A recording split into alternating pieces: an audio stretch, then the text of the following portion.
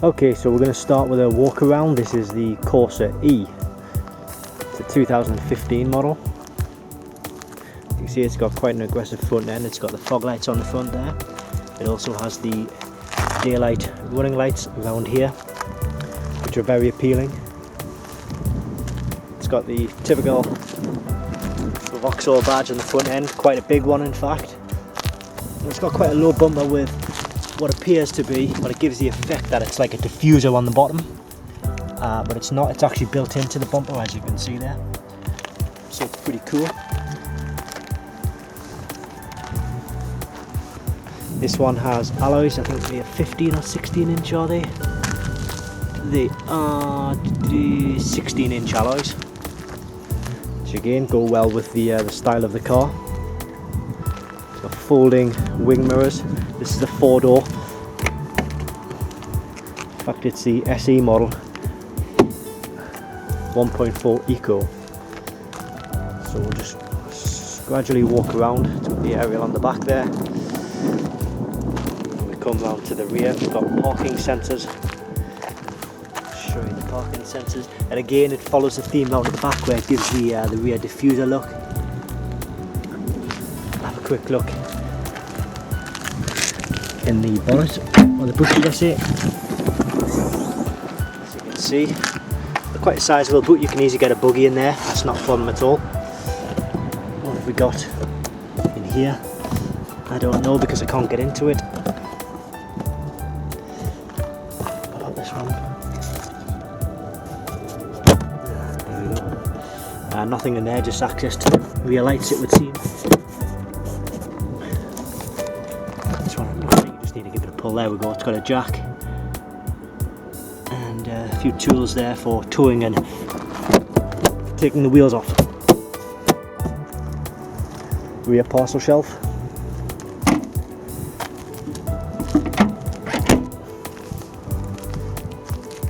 And then round to the rear. Let's have a look on the inside. Well, this is the rear, and as you can see, very easy to sit in here. Perfect room for the car seats, perfect room for an adult's knees to sit in, and it's well spaced out with interior lights for the rear passengers, rear headrests, and altogether quite comfortable seats. It's half leather seats and they are quite comfortable. Okay, so this is the interior of the front of our Vauxhall Corsa E. And just sort of give you a short tour. As you can see, it's quite pleasing on the eye, if you ask me. We'll start over this side. Everything looks really sharp, and it's a good quality of material which seems to be used here. Obviously you've got the door handle, you've got a speaker in there, you've got your wing mirrors for your right and left, and you've got your up and down electric windows. And you come around here, you've got your lighting functions, so you can put your fog lights on, your rear fog light. You can also set it to automatic or do it manually, and then obviously the length or the brightness of the lights. Another vent here. Steering wheel, it's a multi-function steering wheel with a horn in the middle and an airbag. Volume, you've got your Bluetooth for your phone, cruise control, etc. You've got your indicators, you've got your windscreen wash, vents right here. This is the infotainment system, or the entertainment system, which will come through in a moment. And here you've got your air conditioning and heater controls. It's a manual 5-speed gear stick here, handbrake, and then over to that side it follows the same theme. That's obviously your glove box.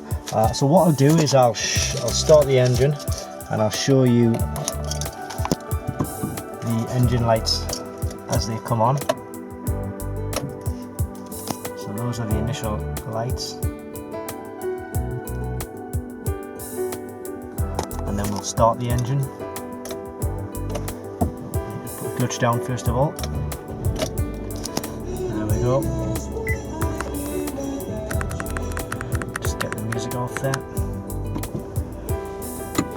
So it's a well lit out dashboard. As you can see, you've got lots of information on the center screen here. Your current miles per gallon, your cruise control, seat belts, etc. When you're driving, it also gives you in driving miles per gallon. Now this is the screen, or the entertainment system, which you can just turn off by clicking that button. Just gives you a standard time and date, or if you turn it on. I've never actually used this myself here, so I'm learning this for the first time as well, so excuse me if I do go wrong. What's this home button? Okay, so we've got audio. Okay, that's your radio obviously. Gallery, device not found. Guess you can hook up different things, things like sat nav, I guess. Your settings for your beeps, your brightnesses, your dates, times, languages, things like that. That's the audio. What's this one here? Audio. Curious to this one because you can get source.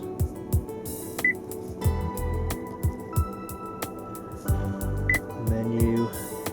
Get all your favorite stations, tone settings, FM station list. Put radio 1 on, or you can seek to the next one. So it's very easy to use. This is your parking sensors button, which is quite handy. What I'll do is I'll drive the car into an area where the parking sensors will come active. So I'm just driving now, and let's see how well it picks up. There we go. It's telling us that we're very close. We should not go any further, so we'll just back away from that. Incidentally, it was a tree.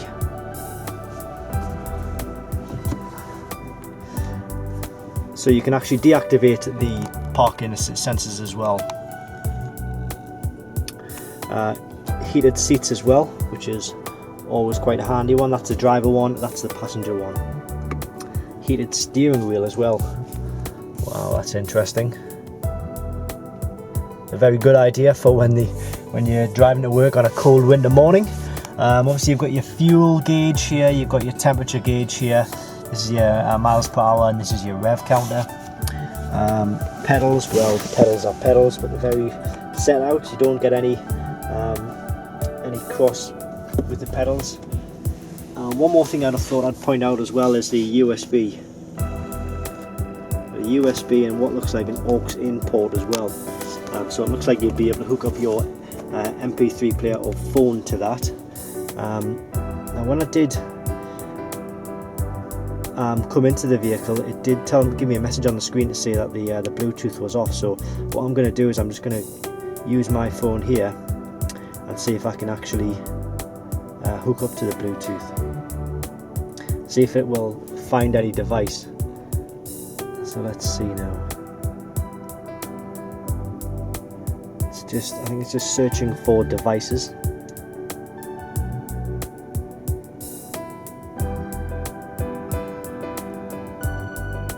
It's not finding anything.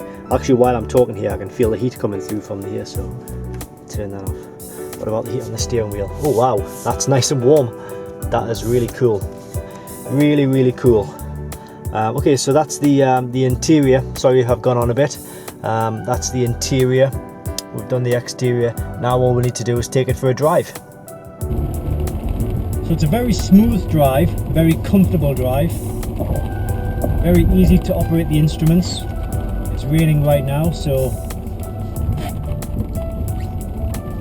getting used to the windscreen wipers, very easy. It does have automatic sensors which can sense the rain, so that also helps.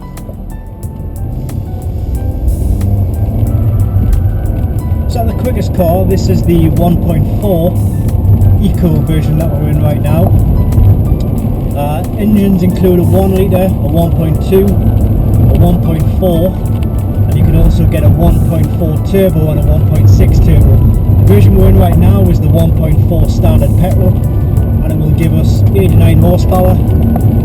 However, the 1.6 turbo model will give us a whopping 206 brake horsepower, which is quite a lot for a small car like this.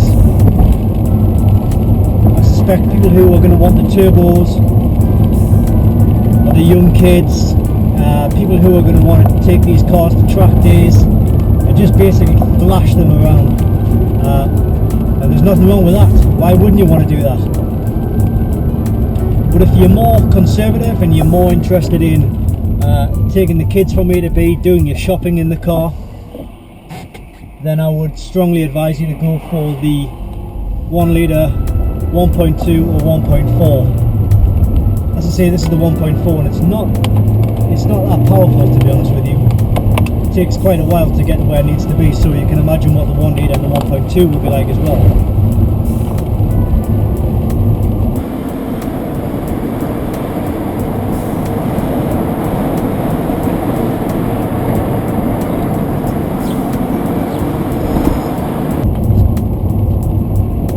You know, just sitting in the cabin here, you know that you're in a Vauxhall Corsa. Things are familiar. The layouts are the same as the previous generations. It just looks smarter. It looks more refined. It looks like the next generation of Vauxhalls. And I can see what they're trying to do. It's so much better than its predecessors.